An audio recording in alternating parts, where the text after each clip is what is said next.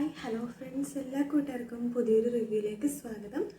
അപ്പം അങ്ങനെ ഗീതു നമ്മുടെ അച്ഛനോട് ചോദിക്കലുണ്ട്, അച്ഛ ഈ ഇത് ആരാന്ന് പറയാമോ എന്ന് ചോദിക്കുമ്പോൾ, ഇത് നമ്മുടെ ഇത് നമ്മുടെ ഇത് നമ്മുടെ വർഷങ്ങൾക്ക് പരിചയമുള്ളൊരു ബന്ധമാണ്. പറയച്ച പറ എന്ന് ഗീതു പറയുമ്പോഴേക്കും അതൊന്നും നിനക്ക് നീ പറയണ്ട എന്ന് പറയുവാണ്. എന്താ അച്ഛ ഇങ്ങനെയാന്ന് പറയുമ്പോൾ വിലാസിന് പറയുന്നുണ്ട്, നിങ്ങൾക്കറിയാമെങ്കിൽ അതങ്ങ് പറഞ്ഞു കൊടുക്കും മനുഷ്യ, എന്തിനെ ഇങ്ങനെ വെച്ചുകൊണ്ടിരിക്കുന്നത്, പറയാതിരുന്നിട്ട് എന്താ കാര്യം ചോദിക്കുമ്പോൾ അത് വേറൊന്നല്ല, അത് കുറച്ച് വലിയ രഹസ്യമാണ്, അത് ഇവിടെ അറിയണമെന്നുണ്ടെങ്കിൽ അങ്ങനെ പെട്ടെന്ന് രഹസ്യങ്ങളൊന്നും പറഞ്ഞു കൊടുക്കാൻ ഒരാൾക്ക് പറ്റത്തൊന്നുമില്ല, നീ എനിക്ക് എന്ത് തരും, അങ്ങനെ എന്തിനു ഞാൻ രഹസ്യം പറഞ്ഞുതരാമെന്ന് നമ്മുടെ ഭദ്രം പറയുമ്പോൾ അച്ഛൻ എന്താ ഉദ്ദേശിക്കുന്നത് ചോദിക്കുമ്പോൾ ഇത്രയും വലിയ രഹസ്യം ഞാൻ നിനക്ക് കൈമാറുമല്ലേ, അപ്പം എനിക്ക് കാര്യമായിട്ട് എന്തെങ്കിലും കനത്തിൽ തന്നെ എന്തെങ്കിലും വേണമല്ലോ, കനത്തിലെന്ന് ഉദ്ദേശിച്ചാൽ അത് എനിക്കൊരു 5 ലക്ഷം രൂപ തരാണെങ്കിൽ ഞാൻ ഇപ്പം പറയാം ഇത് ആരാണെന്ന് പറയുമ്പോഴേക്കും അച്ഛൻ എന്താ ഇങ്ങനെ ഒരു കാര്യം പറഞ്ഞതിന് എത്രയൊക്കെ പണം ആവശ്യപ്പെടണം എന്താന്ന് ചോദിക്കുമ്പോൾ അല്ലെങ്കിൽ നീ അറിയണ്ട, നീ എങ്ങനെയാ നീ അറിഞ്ഞോ എന്ന് പറഞ്ഞിട്ട് ഫോൺ ഗീതുടെ കൈ കൊടുക്കുവാണ്.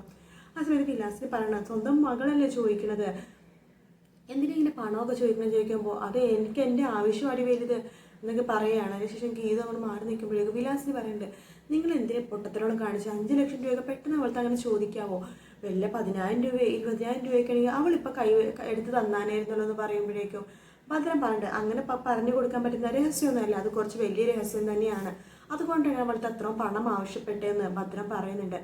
അതിനുശേഷം നമ്മുടെ വിലാസിനെ ഓടി ഗീതുവിൻ്റെ അടുത്ത് വരികയാണ്, മോളെ ആ രഹസ്യം എന്താണെന്ന് ഞാൻ പറഞ്ഞുതരാം മോൾക്ക് അച്ഛനോട് ചോദിച്ചിട്ട്, മോൾ എനിക്ക് പകരം ഒരു പുതിയ മൊബൈൽ എടുത്തതാമെന്ന് പറയുമ്പോൾ മൊബൈലോ, അതിന് അമ്മയുടെ മൊബൈൽ വാങ്ങിച്ചിട്ട് അധികം നാളായില്ലല്ലോ, ഇതിനൊരു കുഴപ്പമില്ലല്ലോ അമ്മേ എന്ന് ഗീത് പറയുമ്പോൾ ഇല്ലടി ഇതിന് കുഴപ്പമുണ്ട്, ഇടയ്ക്കിടയ്ക്ക് ഫോൺ കട്ടായി പോകും, ഇടയ്ക്കിടയ്ക്ക് നമ്മൾ വിളിക്കാണ്ട് തന്നെ കോൾ അങ്ങോട്ട് പോകുക, കോൾ ഇങ്ങോട്ട് വരും, സ്ക്രീൻ ബ്ലാങ്ക് ആകും, അങ്ങനത്തെ പ്രശ്നങ്ങളൊക്കെ ഉണ്ട്, നീ എനിക്കൊരു പുതിയ ഫോൺ മേടിച്ചതാ മോളെ, പിന്നെ നല്ല ഫോൺ വാങ്ങിച്ചിട്ടോ, ഇപ്പോൾ ഒരുപാട് പേര് യൂസ് ചെയ്യണ ആ വില കൂടിയൊരു ഫോണില്ലേ അത് തന്നെ മതി മോളെ എന്നൊക്കെ പറയുമ്പോൾ ഗീതു അമ്മയുടെ ഫോൺ തന്നെ നോക്കട്ടെ എന്ന് പറഞ്ഞിട്ട് ഫോൺ വാങ്ങിക്കുവാണ്.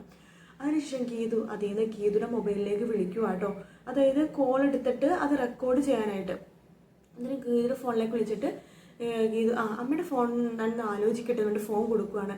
എന്നിട്ട് ഗീതു ആ കോൾ അങ്ങോട്ട് എടുത്തിട്ട് ഫോൺ അവർ പറഞ്ഞ കേൾക്കാൻ വേണ്ടിയിട്ട് ബാഗിലേക്ക് വെച്ചിട്ട് ഞാൻ പോയിട്ട് വരാമെന്ന് പറഞ്ഞിട്ട് പോകുകയാണ് കേട്ടോ. അങ്ങനെ പുറത്തിറങ്ങിയ ഗീതു ആ ഫോൺ പതുക്കെ ചെവിയിൽ വെക്കുവാണ്, കാരണം ഇവർ സംസാരിക്കണ കേൾക്കാൻ വേണ്ടിയിട്ട്. അപ്പം വിലാസിന് ഭദ്രനോട് ഒരുപാട് പ്രാവശ്യം ചോദിക്കുന്നുണ്ട്, മനുഷ്യ അവൾ എനിക്ക് പുതിയ ഫോൺ വാങ്ങിച്ചു തരും, പറയും അവരാരാണെന്ന് നിങ്ങൾക്ക് അറിയാമെങ്കിൽ എനിക്ക് പറഞ്ഞെന്ന് പറയുമ്പോൾ എടി അവരെനിക്ക് നല്ല പരിചയമുണ്ട്, നിന്നെ പരിചയമുള്ള പോലെ തന്നെ അവരെ പരിചയമുണ്ട്, ഞാൻ പറഞ്ഞില്ല വർഷങ്ങൾക്ക് മുമ്പുള്ള പരിചയമാണ്, നിന്നെ കാണുന്നതിന് മുമ്പ് ഞാൻ പരിചയപ്പെട്ട ഒരു സ്ത്രീയാണ് അവരെക്കുറിച്ച് പറയാൻ എനിക്ക് പെട്ടെന്ന് അങ്ങോട്ട് പറ്റത്തൊന്നുമില്ലെന്ന് പറയുവാണ്. പക്ഷേ അച്ഛൻ പറഞ്ഞ ഒരു ലക്ഷണവും ഇല്ലല്ലോ എന്ന് ഗീതയിൽ ഫോൺ വഴിയിൽ കേട്ടോണ്ടിരിക്കുകയായിട്ട് ഇതൊക്കെ. അപ്പോൾ ഗീതക്ക് മനസ്സിലായി നമ്മുടെ ഭദ്രൻ ഇതൊന്നും പറയാൻ ഒരു ചാൻസും ഇല്ലെന്ന്. ഗീതു ദേഷ്യം വന്നിട്ട് ഗീതു ഫോൺ കട്ട് ചെയ്തിട്ട് ഗീതു വീട്ടിലേക്ക് പോകാൻ വേണ്ടി ഒരുങ്ങുക കേട്ടോ. അതിനുശേഷം തിരിച്ച് നമ്മുടെ വീട്ടിലെത്തുന്ന ഗീതു ഓരോരോ കാര്യങ്ങൾ ഓരോരോ ചെറിയ ചെറിയ കാര്യങ്ങളൊക്കെ പറഞ്ഞപ്പോൾ നമ്മുടെ രേഖയെടുത്തും അതുപോലെ തന്നെ കാഞ്ചിനെടുത്തിരിക്കുന്ന സമയത്ത് അവിടേക്ക് രാധികാമ്മ വരുന്നുണ്ട്. പോയ കാര്യങ്ങളൊക്കെ ശരിയായോ അമ്മേ എന്ന് രേഖ ചോദിക്കുമ്പോൾ ഏറെക്കുറെയൊക്കെ ശരിയായി എന്ന് രാധികാമ്മ പറയുമ്പോൾ ശരിയായിട്ടില്ല, കബഡി മത്സരത്തിനെ കാണാം എന്ന് പറഞ്ഞിട്ടല്ലേ തിരിച്ചു വന്നത് എന്ന് പറയുകയാണ്. അന്നൊക്കെ എല്ലാ കാര്യം അറിയെങ്കിൽ നീ പറഞ്ഞു കൊടുക്കുക എന്നാ ഇവർക്ക് എന്താ കാര്യമെന്ന്. അതൊക്കെ പറഞ്ഞു കൊടുക്കാം, എന്തായാലും അമ്മ പോയ കാര്യമൊന്നും ശരിയായിട്ട് നടന്നിട്ടില്ലെന്നൊക്കെ എനിക്ക് മനസ്സിലായി എന്ന് പറയാണ്. എല്ലാ കാര്യങ്ങളും അപ്പപ്പ ഞാൻ അറിയുന്നുണ്ടേ എന്ന് പറയുമ്പോൾ നമ്മുടെ രാധിക പറയുന്നുണ്ട്, അതല്ലെങ്കിൽ നീ അറിയുമല്ലോ എന്നൊക്കെ പറയുവാണ്. അതിനുശേഷം നമ്മുടെ ഗീതു പറഞ്ഞിട്ടുണ്ടെങ്കിൽ അയ്യോ കണ്ണേട്ടൻ എന്നെ റൂമിൽ കാത്തിരിക്കും, ഞാൻ പോട്ടെ എന്ന് പറഞ്ഞിട്ട് വേഗം തന്നെ പോവാട്ടോ. പക്ഷെ അതിനു മുമ്പ് നമ്മുടെ ഗോവിന്ദ് നമ്മുടെ രാധിക നമ്മുടെ അടുത്ത് പറയുന്നുണ്ട്, അവൾ വീണ്ടും വിജയലക്ഷ്മിനെ കുറിച്ചുള്ള അന്വേഷണം തുടങ്ങിയിട്ടുണ്ട്, എനിക്ക് പേടിയുണ്ട് അമ്മേ എന്ന് ഗോവിന്ദ് പറയാണ് രാധിക അമ്മടുത്ത്. അപ്പം എന്താണെന്ന് ചോദിക്കുമ്പോൾ അവളുടെ അന്വേഷണം ഭദ്രനിലേക്ക് പോവുകയാണെങ്കിൽ ഭദ്രന്റെ സത്യങ്ങളൊക്കെ അറിയാലോ, ഭദ്രൻ പറയുമെന്ന് എനിക്ക് പേടിയുണ്ടെന്ന് പറയുമ്പോൾ നമ്മുടെ രാധിക പറയുന്നുണ്ട്, ഭദ്രനല്ലേ അയാളുടെ കാര്യം ഞാൻ ഒതുക്കിക്കോളാം എന്ന് നമ്മുടെ രാധികാമ്മ പറയണമുണ്ട് കേട്ടോ.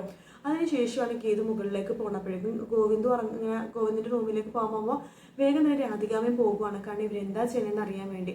രാധികാമ്മ ഒളിഞ്ഞു നിൽക്കുക കേട്ടോ. ഇതൊക്കെ നമ്മുടെ ഗീതുവിനെ മനസ്സിലായി. ഗീതു വേഗം തന്നെ ഗോവിന്ദിന്റെ റൂമിലെ വാതിലിങ്ങനെ മുട്ടുവാണ്.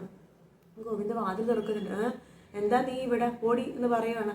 അത് എനിക്ക് വല്ലാത്ത തലവേദന, അയ്യോ കണ്ടിട്ട് തലവേദനിക്കുന്നേ, തലകറങ്ങി വീഴുവേ എന്നൊക്കെ പറഞ്ഞിട്ട് ഇങ്ങനെ തലകറങ്ങി ഇങ്ങനെ പെട്ടെന്ന് ഇങ്ങനെ മയങ്ങി വീഴുന്ന പോലെ കാണിക്കുക കേട്ടോ. അപ്പം തന്നെ ഗോവിന്ദിനെ കുറുകെ പിടിക്കുകയാണ്. കുറുകെ പിടിക്കുമ്പോൾ ഗീതു പെട്ടെന്ന് ഗോവിന്ദിനെ മേളിൽ ഒന്നുകൂടി കെട്ടിപ്പിടിച്ച് ഇങ്ങനെ നിൽക്കുക കേട്ടോ. എന്നിട്ട് രാധികാമ്മ നോക്കുമ്പോൾ ഇവർ അതായത് ഉമ്മ വെക്കുന്ന പോലത്തെ ഒരു തോന്നലുണ്ടാവാൻ വേണ്ടി ഗീതു അങ്ങോട്ട് ചരിഞ്ഞ് നിൽക്കുകയാണ്. അപ്പോൾ ഇതൊക്കെ കണ്ട് നമ്മുടെ രാധികാമ്മക്ക് ദേഷ്യം വരും കേട്ടോ. അതിനുശേഷം രാധികാമ്മ നോക്കണമെന്ന് പറയുമ്പോഴേക്കും ഗീതു വീണ്ടും ഗോവിന്ദനെ കയറി പിടിക്കണം. അയ്യോ കണ്ണേട്ടാ എനിക്കൊട്ടും വയ്യ കണ്ണേട്ടാ അയ്യോ എനിക്ക് വയ്യായേ എന്നൊക്കെ പറയുമ്പോൾ വിഷമിക്കണ്ട ഗീതു എന്ന് പറഞ്ഞിട്ട് നമ്മുടെ ഗീതുവിനെ പൊക്കിയെടുത്തിട്ട് കട്ടിലിൽ ഇങ്ങനെ ഇരുത്താൻ വേണ്ടി പോകുമ്പോഴേക്കും രാധികാമ്മ പക്ഷേ ഈ കണ്ണൻ എന്താ ഇങ്ങനെ പറഞ്ഞ വാക്കിന് അവനൊരു വ്യവസ്ഥയില്ലല്ലോ എന്നിങ്ങനെ ആലോചിച്ചുകൊണ്ടിരിക്കുന്ന ആ ഒരു ഭാഗത്തോട് കൂട്ടിയിട്ട് എപ്പിസോഡ് തീരുന്നത്. വീഡിയോ ഇഷ്ടപ്പെട്ടെങ്കിൽ ലൈക്ക് ചെയ്യുക, സബ്സ്ക്രൈബ് ചെയ്യുക, കമൻറ്റ് ചെയ്യുക. മറ്റൊരു വീഡിയോ ആയിട്ട് വീണ്ടും കാണാം. Take care, bye bye.